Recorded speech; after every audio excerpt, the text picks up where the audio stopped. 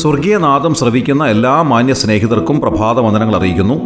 ഈ പുതിയ ദിവസം കാണുവാൻ ദൈവം നമ്മുടെ ആയുസ്സിനെ ദീർഘമാക്കി തന്നതിന് ദൈവത്തിന് നന്ദി പറയാം. ഇന്നത്തെ ദിവസം എല്ലാവരും സുരക്ഷിതരായിരിക്കുവാൻ ഇടയാകട്ടെ. അതുപോലെ തന്നെ ഇന്നത്തെ ദിവസം എല്ലാവരെയും ദൈവം അനുഗ്രഹിക്കട്ടെ എന്ന് പ്രാർത്ഥിക്കുകയും ചെയ്യുന്നു.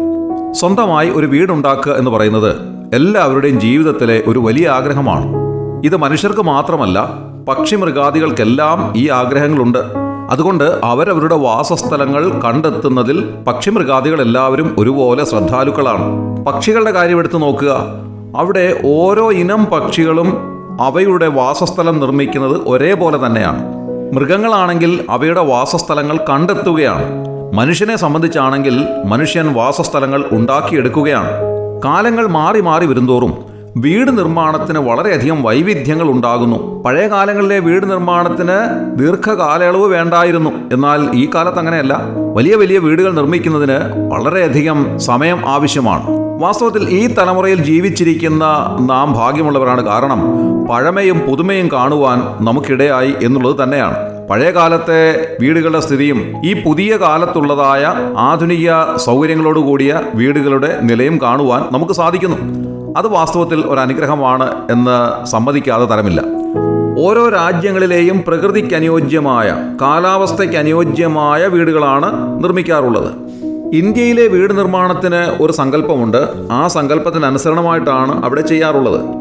വീടിൻ്റെ അടിത്തറ നിർമ്മിക്കുന്നതിന് വേണ്ടി ആഴത്തിൽ വാനമെടുത്ത് ഉറപ്പേറിയ ഭാഗത്തു നിന്നാണ് അതിൻ്റെ അടിസ്ഥാനമിട്ട് തുടങ്ങുന്നത്.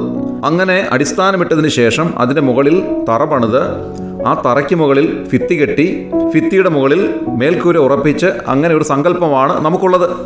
എന്നാൽ വിദേശ രാജ്യങ്ങളിൽ ഈ വീട് നിർമ്മാണത്തിന് വ്യത്യസ്തതയുണ്ട്. പ്രത്യേകിച്ച് തണുപ്പുള്ള രാജ്യങ്ങളിലാണെങ്കിൽ ഈ രീതിയിലുള്ള നിർമ്മാണമല്ല അവിടെയുള്ളത്. അമേരിക്കയിലെ വീടുകളുടെ നിർമ്മാണത്തിന് വളരെയധികം പ്രത്യേകതകളുണ്ട്. ഇവിടെയുള്ള വീടുകളുടെ ഫ്രെയിം എന്ന് പറയുന്നത് തടിയാണ്. അങ്ങനെ വുഡൻ ഫ്രെയിമുകളിൽ പാനലുകൾ ഉറപ്പിച്ചാണ് ഇവിടെയുള്ള വീടുകൾ നിർമ്മിക്കുന്നത്. വളരെ പെട്ടെന്നാണ് ഈ വീടുകൾ നിർമ്മിച്ചെടുക്കുന്നത്. കേവലം 5-6 മാസങ്ങൾ കൊണ്ട് ഏറ്റവും മുന്തിയതായ ഒരു വീട് നിർമ്മിക്കുന്നതിന് സാധിക്കുന്നു. ഇവിടെയുള്ള കാലാവസ്ഥയ്ക്ക് അനുയോജ്യമായ നിലയിൽ വളരെ ഭംഗിയായി ഈ വീടുകൾ നിർമ്മിച്ചെടുക്കുന്നു. വീടുകൾ പണിയുക മാത്രമല്ല, അതിനെ ഏറ്റവും മനോഹരമാക്കി സൂക്ഷിക്കുക എന്നുള്ളതും നമ്മുടെ ഒരു സങ്കല്പത്തിൻ്റെ ഭാഗമാണ്. പ്രത്യേകിച്ച് ഇൻറ്റീരിയർ ഡെക്കറേഷനൊക്കെ ചെയ്ത് ഈ വീടുകളെ ഏറ്റവും മനോഹരമാക്കുവാൻ ഈ ആധുനിക കാലത്ത് വളരെയധികം സൗകര്യങ്ങളുണ്ട്. നമ്മുടെ നാട്ടിലും അത് സാധാരണയായി കണ്ടുവരുന്നതായ ഒരു കാര്യമാണ്. ദൈവവചനം വാസ്തവത്തിൽ നമ്മുടെ ശരീരത്തെ ഒരു കൂടാരത്തോട് ഉപമിക്കുകയാണ്. കൊരിന്ത്യർക്ക് എഴുതിയ 2-ാം ലേഖനം 5-ാം അധ്യായം 1-ാം വാക്യത്തിൽ നാം വായിക്കുന്നത് ഇങ്ങനെയാണ്: കൂടാരമായ ഞങ്ങളുടെ ഭൗമഭവനം അഴിഞ്ഞുപോയാൽ കൈപ്പണിയല്ലാത്ത നിത്യഭവനമായി ദൈവത്തിൻ്റെ ദാനമായ ഒരു കെട്ടിടം ഞങ്ങൾക്ക് സ്വർഗത്തിലുണ്ടെന്ന് അറിയുന്നു. അപ്പോസ്തലനായ വിശുദ്ധ പൗലോസ് നമ്മുടെ മരണത്തെ സംബന്ധിച്ച് എഴുതിയിരിക്കുന്നതായ ഒരു ഭാഗമാണിത്.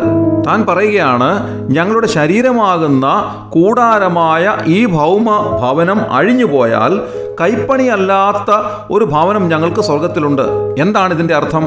നമ്മുടെ ശരീരമാകുന്ന കൂടാരത്തെ നാം എത്രമാത്രം മനോഹരമാക്കി സൂക്ഷിച്ചാലും ഒരു നാളിൽ ഇത് അഴിഞ്ഞു പോകുന്നതാണ്.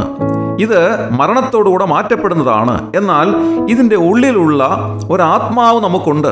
ഈ ആത്മാവും പ്രാണനും നാം മരിക്കുന്നതായ സമയത്ത് ഈ കൂടാരം ഉപേക്ഷിച്ച് പറന്നു പോകുന്നു എന്ന് ദൈവവചനം പറയുന്നു. അതെവിടേക്കാണ് പോകുന്നത്? ആദാമ്യ വർഗത്തിൽ ജനിച്ചതുകൊണ്ട് സകല മനുഷ്യരും പാപികളാണ് എന്ന് ദൈവവചനം പറയുന്നു. അങ്ങനെ പാപിയായ മനുഷ്യൻ മരിക്കുമ്പോൾ അവൻ്റെ ആത്മാവ് നിത്യമായ നരകാഗ്നിയിലേക്ക് പോകുന്നു. അതിന് ദൈവസന്നിധിയിലേക്ക് പോകുവാൻ സാധ്യമല്ല. എന്നാൽ ഈ ആത്മാവിന് ദൈവസന്നിധിയിലേക്ക് ചെല്ലുവാനും നിത്യത മുഴുവനും ദൈവത്തോടുകൂടെ വാസം ചെയ്യുവാനും ഒരു വഴി മാത്രമേ ഉള്ളൂ. അത് കർത്താവായ യേശുക്രിസ്തുവാണ്. പിതാവാം ദൈവം കർത്താവായ യേശുക്രിസ്തുവിനെ ഈ താണലോകത്തിലേക്ക് അയച്ച് സകല മനുഷ്യവർഗത്തിൻ്റെയും പാപം അവൻ്റെ മേൽ ചുമത്തി കാൽവറി ക്രൂശിൽ അവനെ യാഗമായി അർപ്പിച്ചു. ആ യേശുക്രിസ്തുവിൽ വിശ്വസിക്കുന്നവർക്ക് നിത്യജീവനുണ്ട്. അവർ മരിക്കുമ്പോൾ അവരുടെ കൂടാരമായ ഭൗമ ഭവനമാകുന്ന ശരീരം ഉപേക്ഷിച്ച് ആത്മാവും പ്രാണനും ദൈവസന്നിധിയിലേക്ക് പോകുന്നു. അല്ലാത്തവർ മരിക്കുമ്പോൾ അവരുടെ ആത്മാവും പ്രാണനും യാതനാ സ്ഥലത്തേക്കും പിന്നീട് അന്ത്യന്യായവിധിക്ക് ശേഷം നിത്യമായ നരകാഗ്നിയിലേക്കും പതിക്കുന്നു. താങ്കൾ ഇതുവരെയും ഈ ഒരു അനുഭവത്തിലേക്ക് വരുവാൻ സാധിച്ചിട്ടില്ല എങ്കിൽ ഈ സ്വർഗീയനാദം ശ്രവിക്കുമ്പോൾ യേശു കർത്താവിനെ രക്ഷിതാവും കർത്താവുമായി സ്വീകരിച്ച് സ്വർഗരാജ്യത്തിന്റെ അവകാശിയായി തീരുവാൻ ഇടയാകട്ടെ. ദൈവനാമം മഹത്വപ്പെടുമാറാകട്ടെ. ആമേൻ. പ്രത്യാശയുടെ പുത്തൻ പ്രഭാതത്തിൽ സ്വർഗപിതാവിന്റെ ഇമ്പസ്വരവുമായി സ്വർഗീയനാദം, ദ ഹെവൻലി വോയിസ്.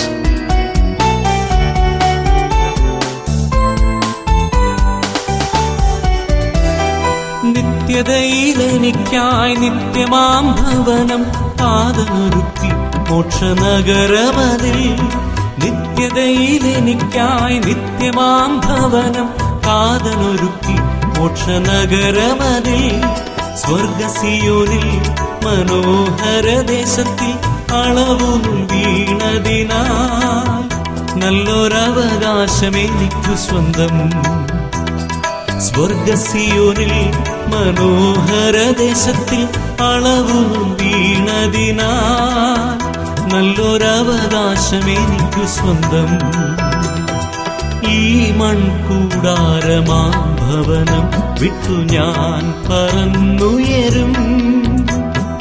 ഇനി ഒരു നാൾ പ്രിയന്റെ കൂടെ വാനമേഘേ ഞാൻ പറന്നുയരും. ഈ മൺകൂടാരമാം ഭവനം വിട്ടു ഞാൻ പറന്നുയരും. ഇനി ഒരു നാൾ പ്രിയന്റെ കൂടെ വാനമേഘേ ഞാൻ പറന്നുയരും.